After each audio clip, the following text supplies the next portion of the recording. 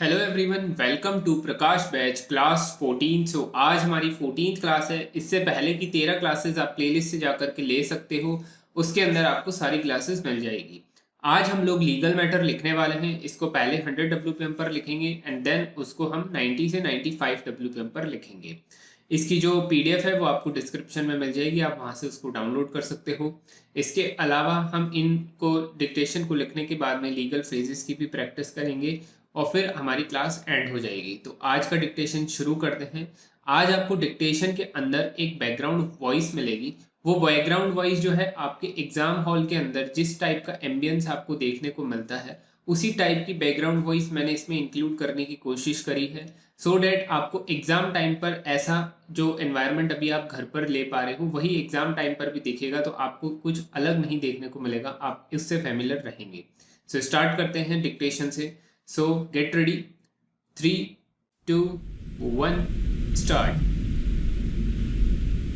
The question still remains whether in the present case there was such choice available or not.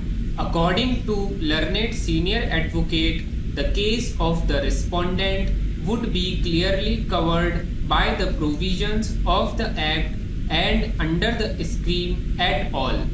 Similar submissions were also advanced on behalf of the appellant before the High Court as noted by the single judge.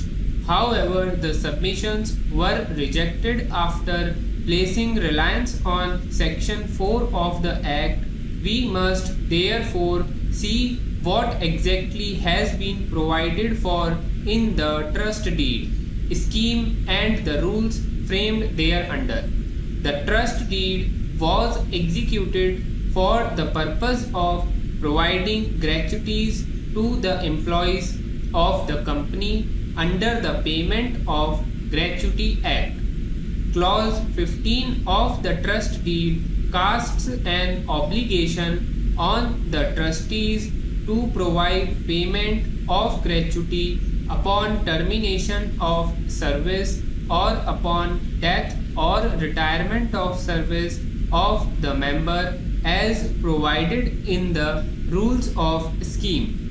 It is clearly stipulated that notwithstanding the scheme of the company, if any member is covered by the Act, the amount of gratuity shall be calculated in accordance with the provisions of the Act. Similar thought is expressed in the appendix to the scheme, which prescribes the rates at which the gratuity is to be paid. The scheme thus divides the employees in two main categories. First, the employees to whom the Act applies and with respect to whom the amount of gratuity shall be calculated in accordance with the provisions of the Act and as per the rates prescribed by the Act. The second category of employees are those to whom the Act does not apply. According to said rules and appendix, the calculation of amount of gratuity at the rates prescribed in the manner laid down in the appendix is to be done only in the case of employees in the second category. The intent of the trust deed and the scheme is thus clear that the governing principles as regards the amount to be calculated and the rates to be applied have to be in accordance with the provisions of the Act. If an employee is covered by the provisions of the Act, if the amount is to be calculated according to the provisions of the Act, in case of employees covered by the provisions of the Act, there is no other alternative which is offered by the company or which is part of any award or agreement or contract entered into between the employer and the employees. Thus, no reliance could be placed on Section 4 of the Act to submit that the employees are entitled to some greater advantage than what is available under the Act. As stated earlier, for Section 4 to apply, there must be two alternatives, one in terms of the Act and one as per the award or agreement or contract with the employer. The scheme on which heavy reliance was placed to submit that it afforded and made available better terms of gratuity itself emphasizes that in case of the employees who are covered under the Act, the amount payable as gratuity shall be in terms of the provisions of the Act. The scheme does not therefore offer to the employees covered by the Act any other alternative apart from what is payable under the Act. Rather than making available an alternative to the model and modalities of calculation of amount of gratuity as placed on statute book by the provisions of the Act, the trust deed and the scheme contemplates two kinds of employees. The historical background and the changes show that not all employees were initially sought to be covered under the Act. Those who were in wage bracket greater than what was stipulated till it was finally amended to do away with the wage bracket were not covered by the Act. The trust deed and the scheme sought to devise an apparatus and make provisions for those who were otherwise not covered by the Act, and for this reason contemplated two kinds of employees. The trust deed and the scheme were executed and formulated in the year 1979 when the wage bracket was a definite parameter for an employee to be covered under the Act. The intent of the trust deed and the scheme has to be understood in that perspective. The idea was not to afford to the employees who are covered by the provisions of the Act a package better than what was made available by the Act, but it was to extend similar benefit to those who would not be covered by the Act. Stop. So guys, ये हमने 100 WPM पर इस matter को लिख लिया है. I hope आप लोगों से लिखा गया होगा. अब आप इसको ट्रांसक्राइब करिए, अपनी गलतियों को चेक करिए और उसके बाद में उस गलतियों को कमेंट करके ज़रूर बता दीजिए. अब हम इसी मैटर को 90 से 95 WPM पर लिखने वाले हैं. पहले आप 5 मिनट का ब्रेक ले लीजिए, इस मैटर को पहले पूरा अच्छे से चेक कर लीजिए, उसके बाद में 90 WPM पर लिखिए. सो gate ready. 3, 2, 1 start. The question still remains whether in the present case there was such choice available or not. According to learned senior advocate, the case of the respondent would be clearly covered by the provisions of the Act and under the scheme at all.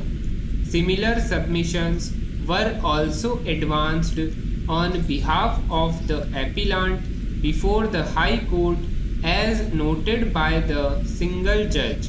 However, the submissions were rejected after placing reliance on Section 4 of the Act. We must therefore see what exactly has been provided for in the trust deed scheme and the rules framed thereunder.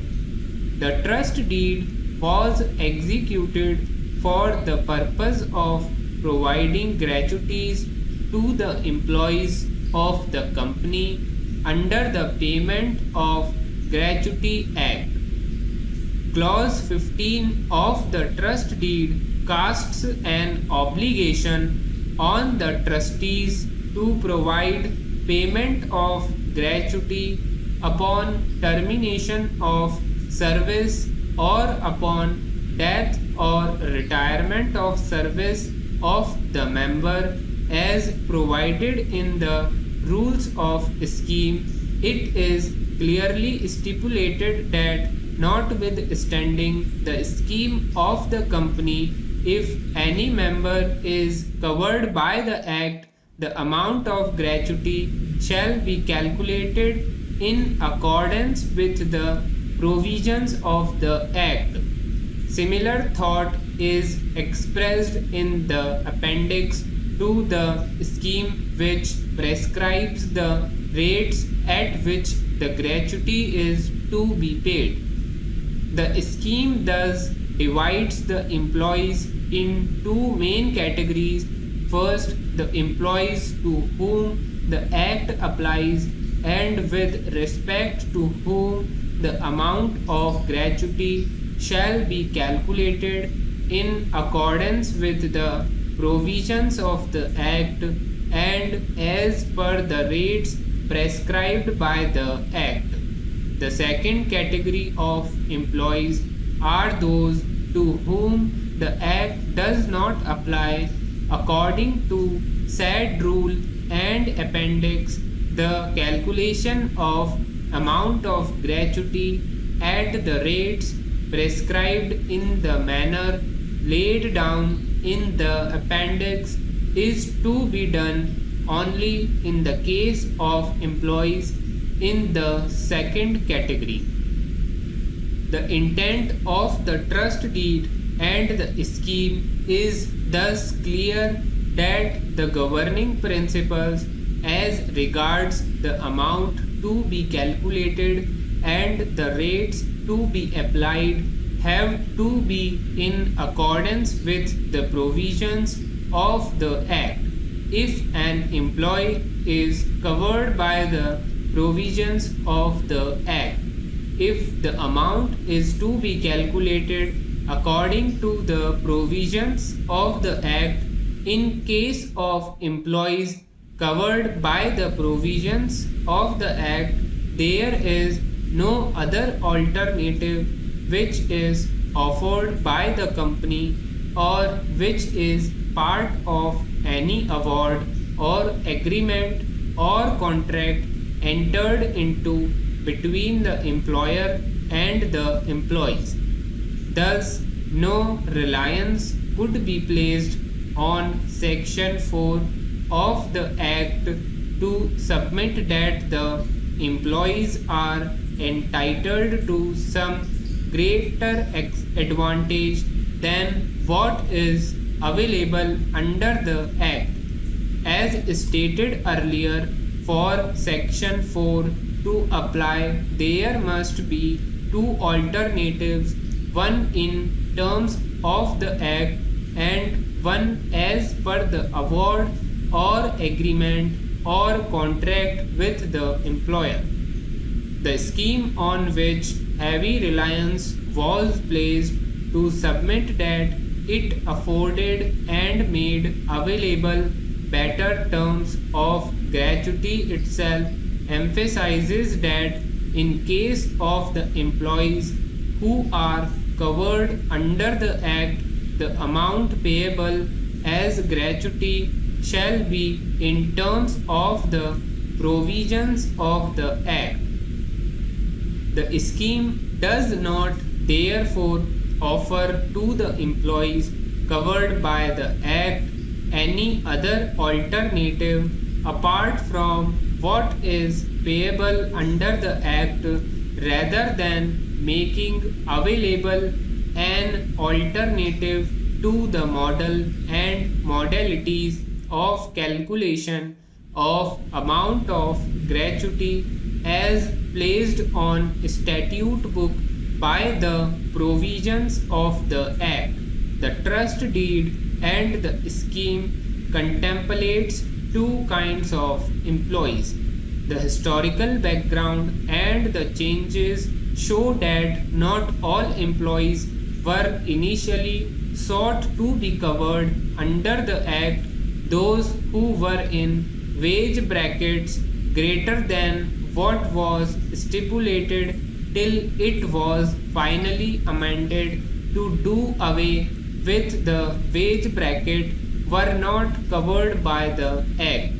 The trust deed and the scheme sought to devise an apparatus and make provision for those who were otherwise not covered by the Act, and for this reason contemplated two kinds of employees. The trust deed and the scheme were executed and formulated in the year 1979 when the wage bracket was a definite parameter for an employee to be covered under the Act. The intent of the trust deed and the scheme has to be understood in that perspective. The idea was not to afford to the employees who are covered by the provisions of the Act a package better than what was made available by the Act, but it was to extend similar benefit to those who would not be covered by the Act. Stop. So guys ये हमने 90 से 100 के बीच में लिखा है. Almost 100 जो है वो लास्ट में मैंने 100 बोली है, उससे पहले जो थी वो 90 और 95 के बीच में रही.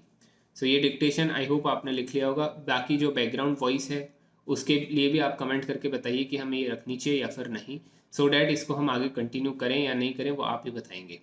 तो इस चीज़ के लिए कमेंट कर देना. उसके अलावा अब हम लीगल फेजेस लिखने वाले हैं.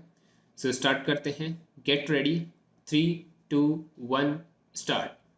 Bell, bailiff, bankruptcy, bench, beneficiary, bequeath, bilateral, bill, breach, brief, bylaws, bailment, bona fide, barrister, breach of contract, bifurcation, bail bond, bailer, bequest, binding authority, bequeathal, bribery, stop. So ये legal phases हैं. आज हमने in B word के ऊपर legal phases को लिख लिया है. अब आप इनकी प्रैक्टिस कर लीजिए. इनकी आउटलाइन बना करके स्टेनो आर्मी के ग्रुप पे ज़रूर शेयर कर देना. तो ये आज की क्लास यहीं पर एंड होती है.